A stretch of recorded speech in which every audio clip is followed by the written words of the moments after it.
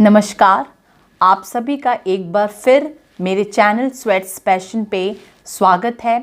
मैं आज जिस टॉपिक को लेके आई हूँ वो है संस्कृतिकरण, सेंस्क्रिटाइजेशन।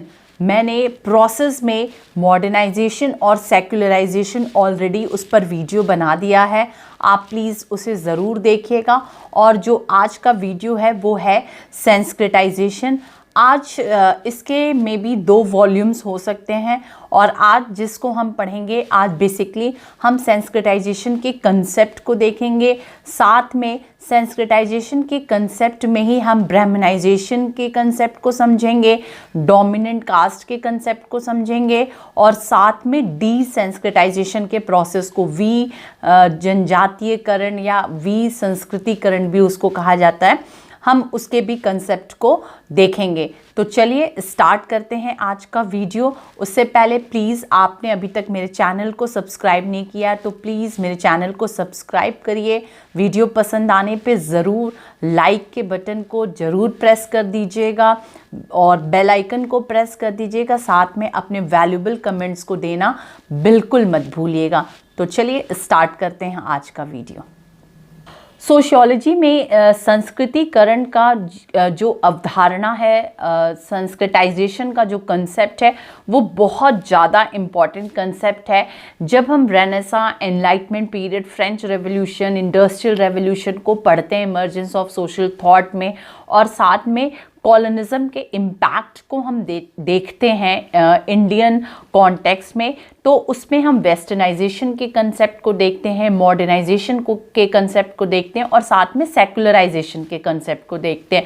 तो मॉडर्नाइजेशन का कंसेप्ट, वेस्टर्नाइजेशन का कंसेप्ट और सेकुलराइजेशन का कंसेप्ट, इन कंसेप्ट को हम कह सकते हैं कि जब हमारे कंट्री में कॉलोनीज इस्टेब्लिश हुआ ब्रिटिशर्स का या यूरोपियंस का, तब धीरे धीरे ये 3 प्रोसेस का इम्पैक्ट इंडियन सोसाइटी में दिखने लगा।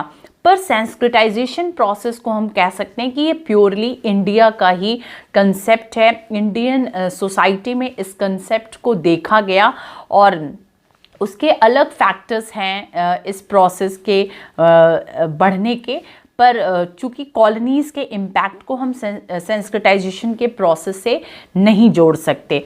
तो अपने कंसेप्ट को स्टार्ट करते हैं।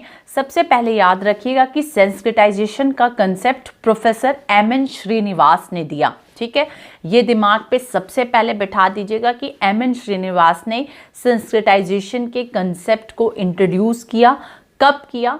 1952 में उनकी बुक आई religion and society among the Coorgs. ठीक है, religion and society among the कुर्क्स।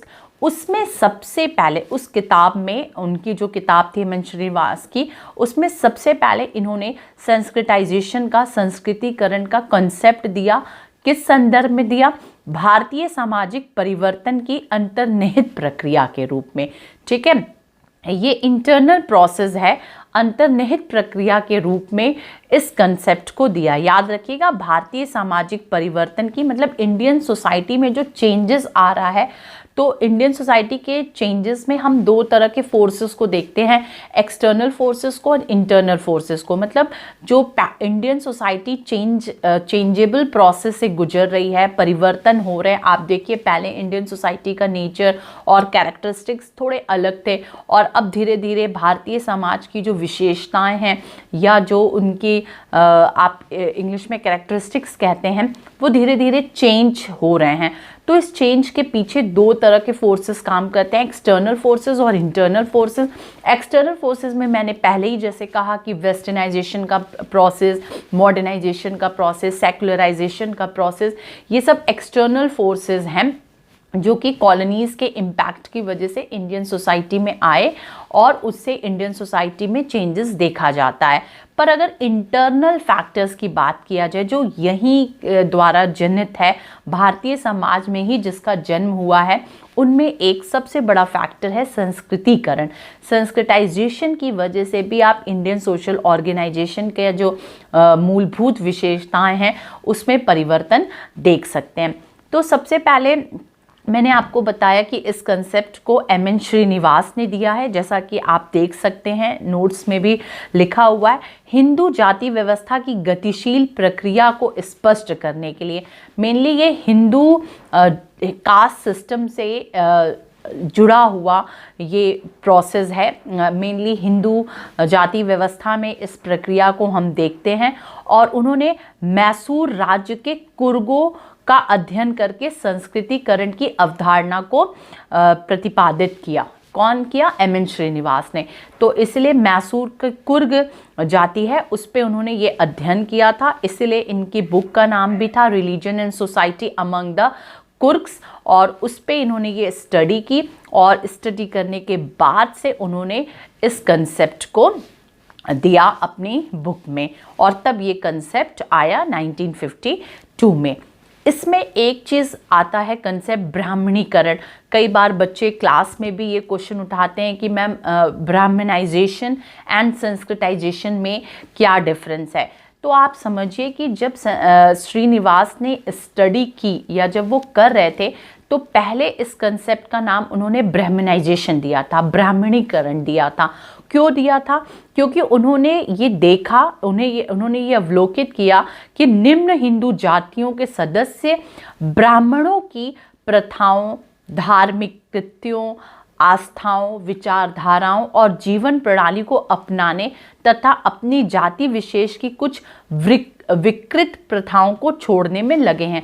जब वो स्टडी कर रहे थे तो उन्होंने ये देखा था कि कुछ निम्न हिंदू, हमारे आप जानते हैं कि हमारी इंडियन सोसाइटी स्ट्रेटास में डिवाइडेड है। अगर हम कास्ट सिस्टम की बात करें तो अलग अलग हायरार्की है हमारे इंडियन सोसाइटी में, जो कि पहले ये वर्ण व्यवस्था पे थी और धीरे धीरे जाति व्यवस्था में परिवर्तित होती चली गई। तो उसमें आप देख सकते हैं कि सबसे नीचे शूद्र, फिर उसके ऊपर वैश्य, फिर उसके ऊपर क्षत्रिय और उसके ऊपर ब्राह्मण हैं इस हायरार्कियल सिस्टम में। तो उन्होंने देखा कि जो निम्न हिंदू जाति के लोग हैं, मतलब हायरार्कियल सिस्टम में, आगे एक डायग्राम भी है, मैंने लिया है एक सोर्स से, तो एक डायग्राम भी उसमें आप देखेंगे कि जो निम्न स्ट्रेटा पे हिंदू जाति के लोग हैं वो अपने से ऊपर में उन्होंने ये देखा, शुरू में उन्होंने ये पाया कि ब्राह्मणों के, जो सबसे ऊपर स्ट्रेटा में, ब्राह्मणों के कुछ चीज़ों का अनुसरण कर रहे हैं। किस किस चीज़ का अनुसरण कर रहे हैं? उनके रीति रिवाजों का अनुसरण करें, मतलब ब्राह्मण के जो रीति रिवाज हैं उसे वो एडॉप्ट कर रहे हैं। वो जिस तरह के बिलीफ सिस्टम पे यकीन करते हैं ब्राह्मण, उसी तरह के बिलीफ सिस्टम पे ये भी यकीन कर रहे हैं निम्न हिंदू जाति के लोग। उनके जो आइडियोलॉजी हैं, उनकी जो फिलॉसफी है ब्राह्मणों की, ये भी वैसा ही अडॉप्ट कर रहे हैं। और साथ में जो लाइफ स्टाइल है, जैसे कि धोती पहनना, माथे पे तिलक लगाना और इसको क्या जनेऊ धारण करना, इन सब चीज़ों को वो अडॉप्ट कर रहे हैं। तो उन्होंने पहले ये देखा, तो इसलिए उन्होंने इस कंसेप्ट को ब्राह्मणीकरण के साथ जोड़ा। उनके द्वारा ऐसा व्यवहार करने का मुख्य उद्देश्य जाति संस्तरण की प्रणाली में अपनी परिस्थिति को ऊंचा उठाना। वो ऐसा क्यों कर रहे हैं? वो ऐसा इसलिए कर रहे हैं कि जो हायरार्कियल सिस्टम है उसमें वो अपने आप को ऊपर स्थापित कर सके, इसलिए वो ऐसा कर रहे हैं। गतिशीलता की इस प्रक्रिया का वर्णन करने के लिए प्रोफेसर एम.एन. श्रीनिवास ने प्रारंभ में संस्कृतिकरण की प्रक्रिया को ब्राह्मणीकरण की प्रक्रिया के रूप में स्पष्ट करने का प्रयास किया, परंतु बाद में ब्राह्मणीकरण की अवधारणा के स्थान पर उन्होंने संस्कृतिकरण की अवधारणा का प्रयोग करना अधिक बेहतर समझा। ठीक है, स्टार्टिंग में उन्होंने ब्राह्मणाइजेशन का कंसेप्ट लिया, पर लगा उन्हें, जब उन्होंने और स्टडी को आगे बढ़ाया तब उन्हें लगा कि नहीं, सिर्फ मैं आगे चल के और एक्सप्लेन करूँगी कि सिर्फ ब्राह्मणों का ही अनुसरण नहीं हो रहा है, और भी जातियों के धार्मिक कृत्यों का, उनके जीवन पद्धतियों का, उनकी आस्थाओं का, उनके विश्वासों का अनुसरण हो रहा है। तब जा करके उन्होंने इस ब्राह्मणाइजेशन के कंसेप्ट को चेंज करके संस्कृताइजेशन का कंसेप्ट लाया, मतलब संस्कृति का अनुसरण करना, सिर्फ ब्राह्मणों का अनुसरण करना नहीं। तो जिस किसी को भी डाउट है कि ब्राह्मणाइजेशन और संस्कृताइजेशन में क्या फ़र्क है, तो आप ये कह सकते हैं कि ब्राह्मणाइजेशन जो है वो एक छोटा कंसेप्ट है और संस्कृताइजेशन एक बड़ा कंसेप्ट है। ब्राह्मणों का भी अनुसरण हो सकता है, पर संस्कृताइजेशन के प्रोसेस में सिर्फ ब्राह्मणों का ही अनुसरण नहीं होता है, किसी भी द्विज जाति के रीति रिवाजों का, खान पान का, व्यवहार का अनुसरण होता है। तो आपको समझ में आया होगा। मैं इसे एक बार इंग्लिश में भी बोल देती हूँ कि Sanskritisation was first used by professor M N. Srinivas in his book Religion and Society Among the Kurks in India in 1952. This book is a study of the Kurks. याद रखिएगा, मैसूर के कुर्क्स पे ये स्टडी हुई थी। A caste-like group of people in India occupying the area called Kurg, located on the southwest coast. Okay. The Kurks are divided into two sections. उन्होंने ये भी एक्सप्लेन किया, one of which is highly Brahmanized in their custom and rituals. उन्होंने देखा कि जो कुर्क्स हैं वो दो में बटे हुए हैं। एक तो एकदम ब्राह्मणों के जो रीति रिवाज हैं, जो कस्टम्स हैं, उनको फॉलो कर रहे हैं, पर दूसरी तरफ उन्होंने देखा कि कुछ कुर्क सिर्फ ब्राह्मणों का ही अनुसरण नहीं कर रहे हैं। Sanskritise their customs and rituals and achieve a higher status than their parent body in the course of few decades. और देखा कि धीरे धीरे कुछ सालों में, कुछ दशकों में वो धीरे धीरे उस हैरार्की में पहुंच जा रहे हैं। मतलब कितना गंभीर अध्ययन उन्होंने किया कि हैं वो निम्न हिंदू जाति के लोग, पर रीति रिवाजों का, खान पान का, विश्वास का, आस्थाओं का, प्रथाओं का अनुसरण करते हुए, किनका, ऊपर की जातियों का अनुसरण करते हुए, और कुछ दशकों में वो इस हैरार्कियल सिस्टम से उठ करके वो ऊपर के हैरार्की में पहुंच जा रहे हैं। फिर ब्राह्मणाइजेशन का कंसेप्ट आप देख सकते हैं, जिसको मैंने ऑलरेडी एक्सप्लेन कर दिया है, तो आप इसको मेरे ख्याल से अच्छे से समझ गए होंगे। तो शुरू में उन्होंने इस सोशल मोबिलिटी को दिखाने के लिए ब्राह्मणाइजेशन कंसेप्ट का यूज़ किया था, and later on he called it Sanskritisation in a broad sense.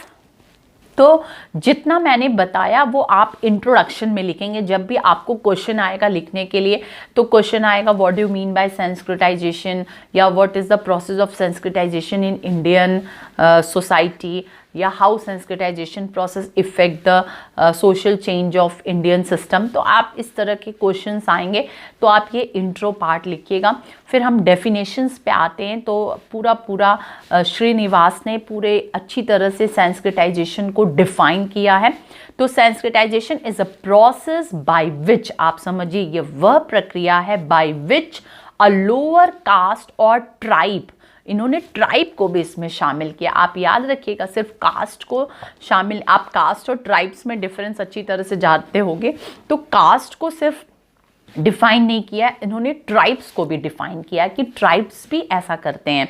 तो अ लोअर कास्ट और ट्राइब और any other group changes its, ठीक है, ध्यान रखिएगा, चेंजेस इट्स अपने कस्टम्स को, rituals, ideologies and way of life, किसमें, इन डायरेक्शन ऑफ हायर और more often twice born caste. Twice born caste हम किसको कहते हैं, द्विज जाति। द्विज जाति मतलब ब्राह्मण, क्षत्रिय और वैश्य, जिसको हम ट्वाइस बॉर्न कास्ट कहते हैं, क्योंकि इनमें जनेऊ का सिस्टम होता है, इस वजह से हम इनको ट्वाइस बॉर्न कास्ट कहते हैं। ठीक है, तो संस्कृत, तो फिर से आप ये डेफिनेशन अच्छे से समझ गए, पूरा एकदम यही डिफाइन करिएगा कि sanskritization is a process by which a low caste or tribes or any other group change its custom, rituals, ideologies and way of life in the direction of higher और मोर ऑफन, ज़्यादातर twice born caste में। Okay, low caste Hindus in Kurgs of Karnataka, where Srinivas conducted his studies, stop eating meat, drinking liquor and sacrificing animals. इन्होंने क्या देखा कि कुर्ग में, जो मैसूर कर्नाटका के कुर्ग में इन्होंने स्टडी की थी, उसमें इन्होंने देखा कि जो लो कास्ट हिंदू हैं वो मीट खाना बंद कर दिए, वो लिकर पीना बंद कर दिए, मतलब नशा करना बंद कर दिए, और साथ में एनिमल्स का, पशुओं का बलि चढ़ाना बंद कर दिए। क्यों बंद कर दिए? क्योंकि वो ट्वाइस बॉर्न कास्ट के रिचुअल्स को अडॉप्ट कर रहे थे, और ट्वाइस बॉर्न कास्ट में ये सारे रिचुअल्स फॉलो नहीं होते हैं, तो वो अपनी भी कस्टम्स को और ट्रेडिशंस को धीरे धीरे बंद करके वो ट्वाइस बॉर्न कास्ट के कस्टम्स रिचुअल्स को अडॉप्ट करने लगे। They start imitating brahmins, their किस चीज़ का? Their dress, food habits and rituals. वो ब्राह्मणों के ड्रेस का, फूड हैबिट्स का, रिचुअल्स का धीरे धीरे इमिटेशन करना शुरू किए। It explain the ability of low caste people by adapting the traditional lifestyle of the upper and the dominant caste। अभी मैं dominant caste, जिसको प्रभु जाति कहते हैं, उसका कंसेप्ट भी बताऊंगी, क्योंकि उन्होंने ट्वाइस बॉर्न कास्ट और साथ में डोमिनेंट कास्ट की भी बात की, कि अभी और अच्छे से क्लियर हो जाएगा।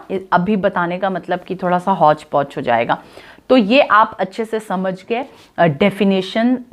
This is basically aimed at stacking a claim for higher status, the hierarchy of the caste system। ठीक है, in the hierarchy of the caste system।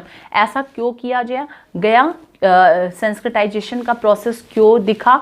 क्योंकि वो भी चाहते थे कि हायरार्कियल सिस्टम में उनका भी प्लेस ऊपर हो। ठीक है। Of course, Srinivas has tried to explain group mobility in a tradition-bound society which did not permit an individual upper social mobility। इसमें देखा कि individuals को अलाउ नहीं हो रहा है, ये पूरा ग्रुप जा रहा है, मतलब सिर्फ एक व्यक्ति किसी जाति या द्विज जाति के इन सारी चीज़ों का अनुसरण नहीं कर रहा है, पूरा ग्रुप जो है वो सोशल मोबिलिटी। आप सोशल मोबिलिटी, जो सामाजिक गतिशीलता होती है, जिसमें कि अपवर्ड मोबिलिटी होती है, डाउनवर्ड मोबिलिटी होती है, इंट्रा जनरेशनल मोबिलिटी होती है, इंटर जनरेशनल मोबिलिटी होती है, ये सब सोशल मोबिलिटी का अलग चैप्टर होता है। पर संस्कृताइजेशन सोशल मोबिलिटी से ही कंसर्न्ड है, क्योंकि सोशल मोबिलिटी में हम हर तरह की मोबिलिटी करते हैं, और संस्कृताइजेशन में from downward to upward mobility होती है। डाउनवर्ड टू अपवर्ड मतलब कि हायरार्कियल सिस्टम में नीचे से ऊपर की तरफ गतिशीलता देखी जाती है। हिंदी में भी यहाँ डेफिनेशन लिखा है कि संस्कृतिकरण एक ऐसी प्रक्रिया है जिसके अंतर्गत सामाजिक संस्तरण में निम्न जातियों द्वारा उच्च जातियों, विशेषकर द्विज जातियों की सांस्कृतिक विशेषताओं को अपनाकर अपनी सामाजिक परिस्थिति में परिवर्तन करने की प्रक्रिया ही संस्कृतिकरण है। क्या क्या चीज़ में बदलाव देखा जाता है? प्रथाओं में बदलना, प्रथाओं को बदलना, कर्मकांडों को बदलना, विचारधारा को बदलना और जीवन पद्धति को बदलना। इन सारी चीज़ों को वो अपने बदल करके द्विज जाति की प्रथाओं को, कर्मकांडों को, विचारधारा को, जीवन पद्धति को अपनाने की प्रक्रिया ही संस्कृतिकरण कहलाती है। मैं नोट्स दोनों में ही यहाँ पर बनाई हूँ, इंग्लिश में भी और हिंदी में भी, तो मेरे ख्याल से किसी भी स्टूडेंट्स को प्रॉब्लम नहीं होगा। अब आप एक यहाँ पर डायग्राम देख रहे हैं, इसको मैंने लिया है सोशल साइट से। आप देख सकते हैं इसमें कि जो सबसे नीचे मतलब इस ट्रायंगल शेप के सबसे नीचे लिखा है आउटकास्ट या आउट ऑफ कास्ट या अनटचेबल्स। इसमें अनटचेबल्स होते हैं, ठीक है। हम लोग ब्राह्मण, क्षत्रिय, वैश्य, शूद्र को जानते हैं, पर उसके नीचे भी एक होता है जिनको अनटचेबल्स कह देते हैं, अछूत कहा जाता है, जिसमें कि हम स्ट्रीट स्वीपर्स, लैट्रिन क्लीनर्स, इन लोगों को रखते हैं। उसके ऊपर शूद्र आते हैं, जिसमें कि हायरार्की में था कि सर्वेंट्स, पीजेंट्स, कॉमनर्स, इन सबको जैसा सिस्टम बना था। फिर उसके ऊपर हायरार्कियल सिस्टम में वैश्य आते हैं, जिसमें कि जो व्यापारी वर्ग आता था वो आता है। फिर उसके ऊपर क्षत्रिय आते थे, जो कि माना जाता था कि युद्ध करते हैं, और ब्राह्मण जो कि लोगों को शिक्षा देने का काम करते थे, प्रीस्ट का काम करते थे।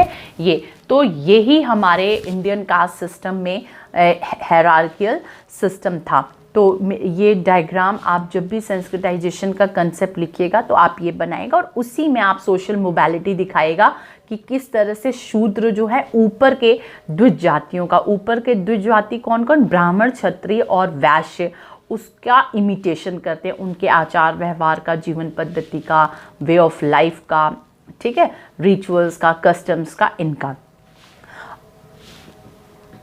अब आप अगला कंसेप्ट इसी में सेंस्क्रिटाइजेशन के कंसेप्ट में ही आप डीसेंस्क्रिटाइजेशन का कंसेप्ट देख सकते हैं। इसको हिंदी में विसंस्कृतिकरण कहते हैं। विसंस्कृतिकरण में कभी कभी रिवर्स फ्लो होता है, मतलब ऊपर के जो हैं वो नीचे वालों को फॉलो करते हैं। जैसे अभी हम समझते हैं, because of reservation and political mobilization. आप याद रखिएगा आज के जो परिवेश है उसमें हम विसंस्कृतिकरण की प्रक्रिया को देखते हैं।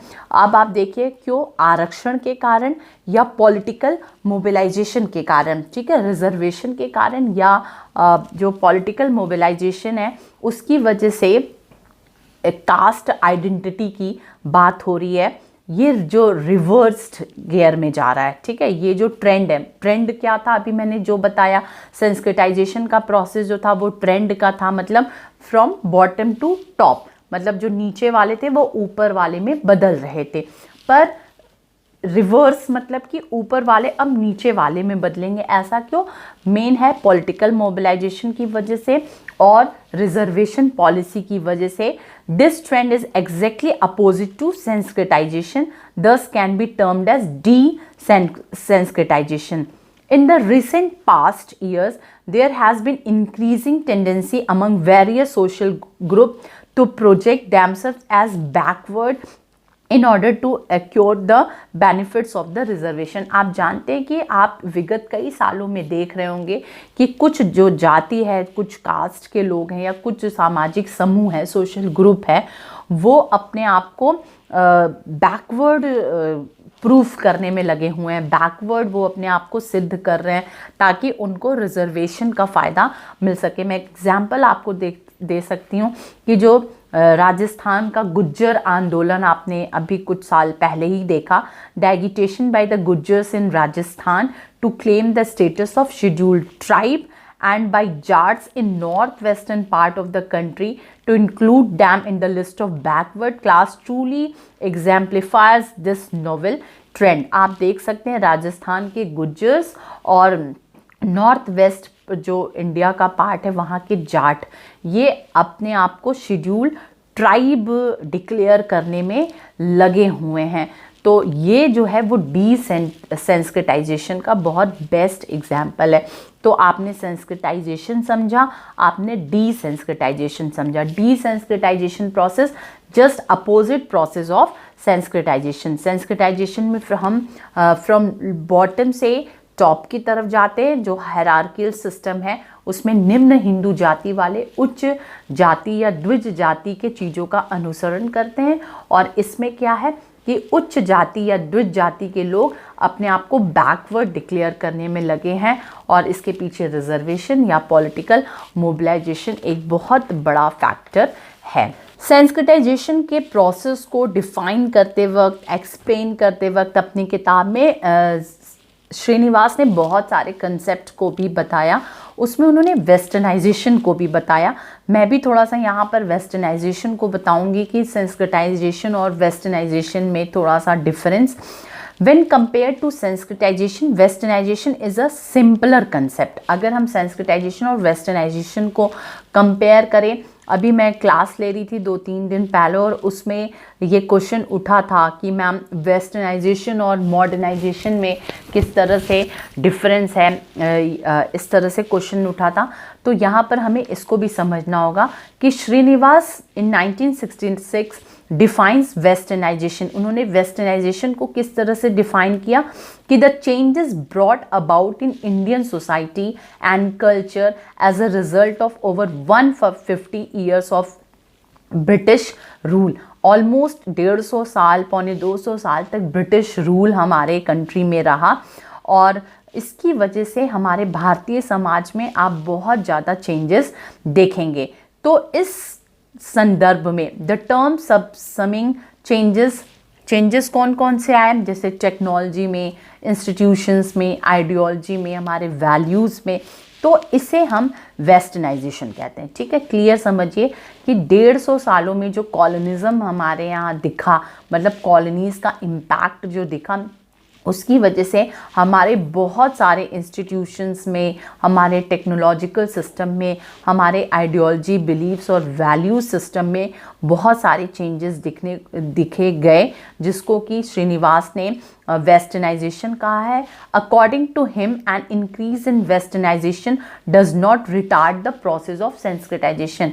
तो ये समझिए कि ऐसा नहीं, आपके दिमाग में ये क्वेश्चन उठेगा कि मैम क्या वेस्टर्नाइजेशन प्रोसेस बढ़ने से सेंस्क्रिटाइजेशन का प्रोसेस रुकता है? तो बिल्कुल ऐसा नहीं है, ये दोनों ही साइमल्टेनियसली चलने वाली प्रक्रिया, एक तो वेस्टर्नाइजेशन भी चलता है और सेंस्क्रिटाइजेशन भी चलता है, and to some extent it accelerate the process of sanskritisation. और कहीं कहीं तो ये देखा गया कि वेस्टर्नाइजेशन ने सेंस्क्रिटाइजेशन के प्रोसेस को बढ़ाया ही है, घटाया नहीं है। जैसे आप वेस्टर्नाइजेशन के प्रोसेस में आप देख सकते हैं कि पोस्टल फैसिलिटीज़ का बढ़ना इंडिया में, रेलवेज़ का, बसेस का, न्यूज़पेपर, मीडिया, ठीक है, ये सारे वेस्टर्नाइजेशन के ही प्रोसेस हैं। Westernization implies not only scientific and technological advancement but also values of democracy and social equality। ठीक है, वेस्टर्नाइजेशन से सिर्फ साइंटिफिक और टेक्नोलॉजिकल चेंजेस ही नहीं आए हैं, साथ में डेमोक्रेटिक वैल्यूज़ भी बढ़ा है, सोशल इनइक्वालिटीज़ जो है वो भी कहीं ना कहीं से हम इसमें चेंजेस देखते हैं। Srinivas consider humanitarianism as the core value of westernization. Srinivas ने ह्यूमैनिटेरियनिज्म, मानवतावाद को वेस्टर्नाइजेशन का कोर वैल्यू बताया है।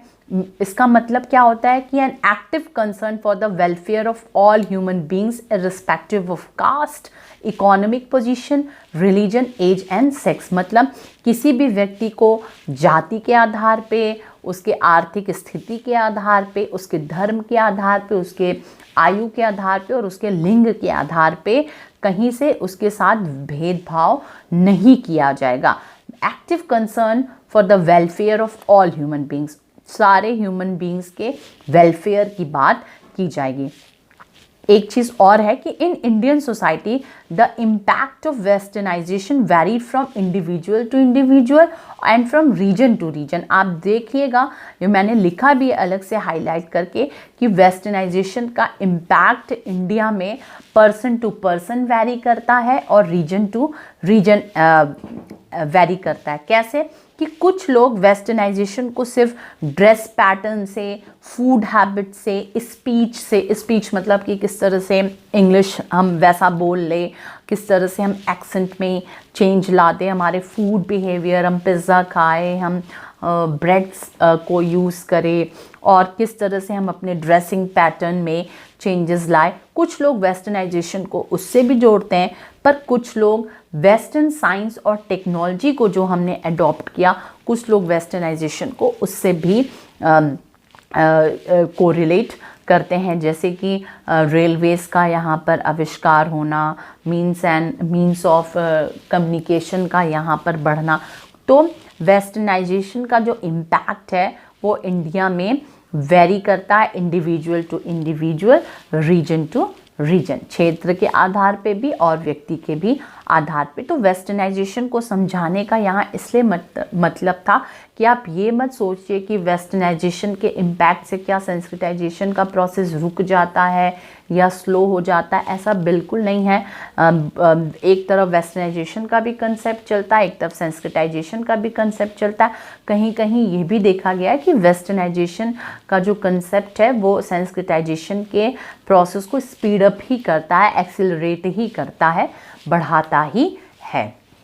तो ये आपने समझा थोड़ा सा यहाँ पर वेस्टर्नाइजेशन का कंसेप्ट। एग्जाम में अगर सिर्फ सेंसिटाइजेशन का कंसेप्ट आता है तो बहुत ज़रूरी नहीं है कि आप इसको लिखें, but you have to include this in your notes, क्योंकि आपको समझ में आना चाहिए।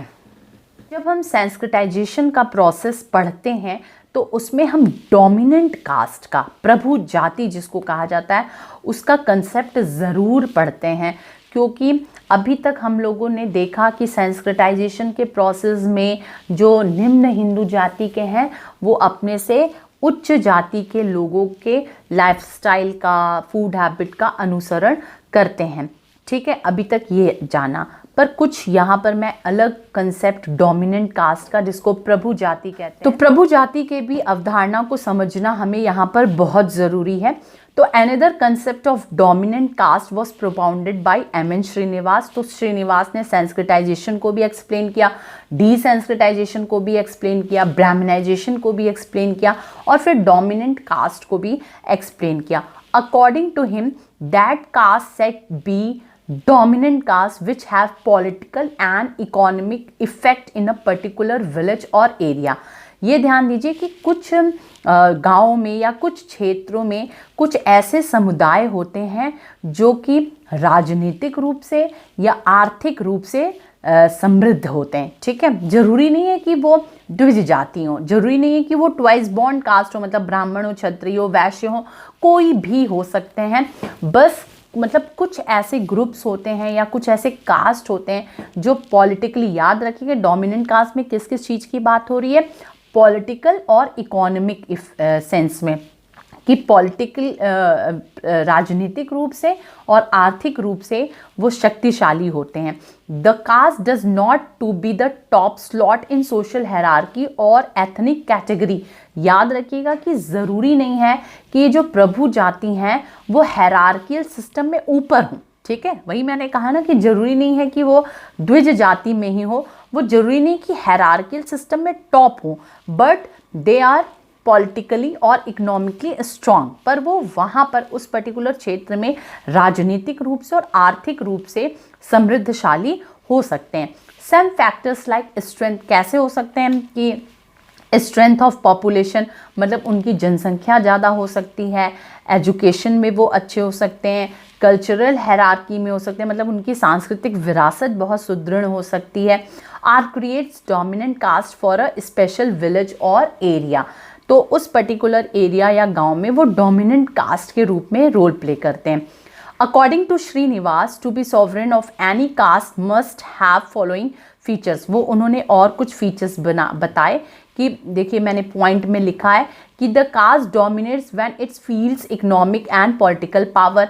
वो प्रभु जाति के रूप में जाति आ सकती है जो आर्थिक रूप से या राजनीतिक रूप से पावर में हो। Second, it has high rank in caste hierarchy, या कास्ट हायरार्की में वो ऊंचे हों। न्यूमेरिकल स्ट्रेंथ, या पॉपुलेशन में वो ऊंचे हों।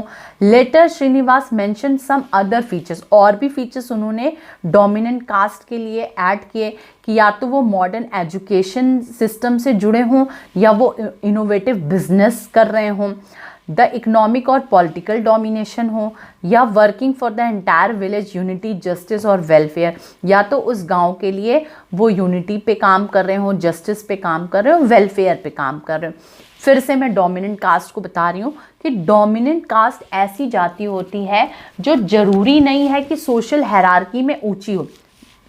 सोशल हायरार्की में ऊंची होगी तो वो डोमिनेंट कास्ट तो कहलाएगी ही, पर साथ में वो पॉलिटिकली सोशल हायरार्की में भले नीचे हो पर वो राजनीतिक रूप से शक्तिशाली हो या आर्थिक रूप से भी शक्तिशाली हो किसी पर्टिकुलर क्षेत्र में, या उनका न्यूमेरिकल स्ट्रेंथ ज़्यादा हो, मतलब उनकी पॉपुलेशन ज़्यादा हो, या एजुकेशन में वो बहुत ऊंचे हों, या फिर वो कोई ऐसा इनोवेटिव बिजनेस में लगे हों, या फिर वो जो जैसे बताया कि गांव के कल्याण के कामों में लगे हों, तो वैसी जातियों को उन्होंने डोमिनेंट कास्ट कहा। तो कहीं कहीं ये भी देखा गया कि सेंस्क्रिटाइजेशन के प्रोसेस में जो निम्न हिंदू जाति के लोग हैं वो डोमिनेंट कास्ट को फॉलो करते हैं, कोई ट्वाइस बॉर्न को फॉलो नहीं करते, कोई ब्राह्मण को फॉलो नहीं करते। कभी कभी उन्होंने देखा कि वो डोमिनेंट कास्ट को भी फॉलो करते हैं, भले वो सोशल हायरार्की में नीचे भी हो सकता है।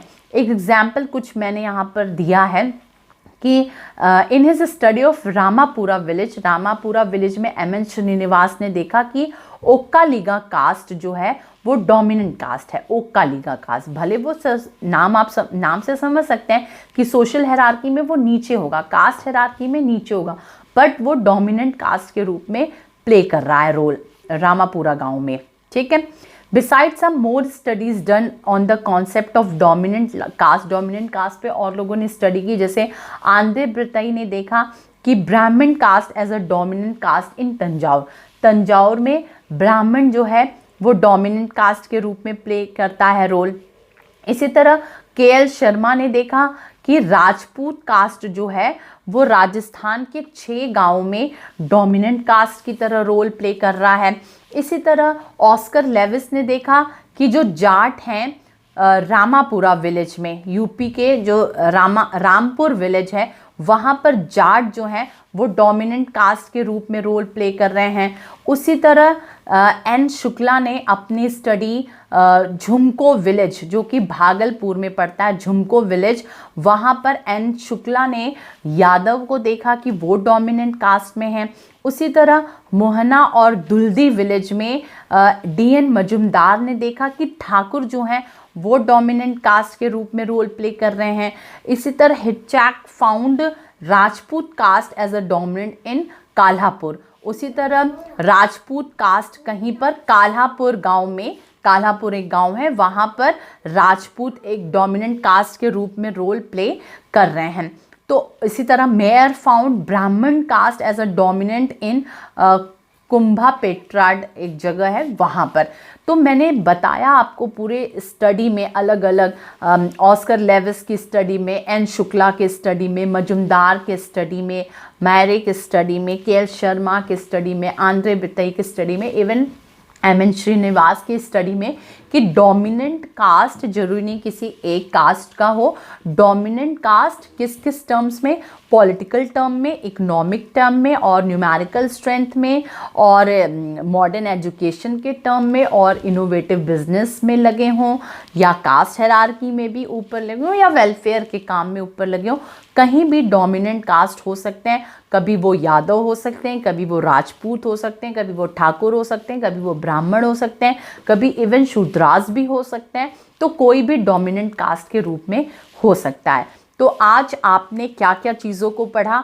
आज आपने सेंस्क्रिटाइजेशन के प्रोसेस को देखा, आज आपने डीसेंस्क्रिटाइजेशन के प्रोसेस को देखा, उनके कंसेप्ट को समझा, डेफिनेशंस को समझा और पूरे डिटेल में आपने डोमिनेंट कास्ट को भी देखा। तो मेरे ख्याल से आपको ये वीडियो पूरी अच्छी तरह से, सेंस्क्रिटाइजेशन का प्रोसेस पूरी अच्छी तरह से समझ में आया होगा।